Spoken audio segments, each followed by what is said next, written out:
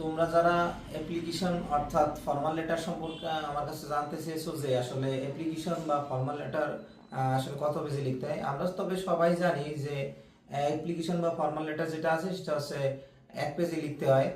তো এক পেজ বলতে হচ্ছে যে আমরা যখন আসলে এইচএসসি তে অথবা এইচএসসির অনেক অ্যাপ্লিকেশন মানে ফর্মাল লেটার আছে যেগুলো অনেক তথ্যবহুল হয়, সেগুলো তোমার হচ্ছে এক পেজে আসলে এইভাবে ধরে না। তবে এই ডান পাশ থেকে একটা খাতার ডান পাশ ঘুরে দাঁড়ালে অবশ্যই বাম পাশ থেকে ডান পাশে এটা টোটাল এই পাশ থেকে শুরু করে এই পাশ পর্যন্ত লিখলেই হবে, তখন সেটাকে এক পেজ হিসেবে নেওয়া যাবে।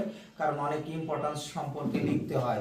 তোমার একটা জিনিস শুধু চাইলেই হয় না, যে একটা ক্লাব দরকার, সেই ক্লাবের আসলে ফেসিলিটিস কি সেই সম্পর্কে আসলে বলতে হয়, এই জন্য আসলে মূলত ওইভাবে লিখতে হয়।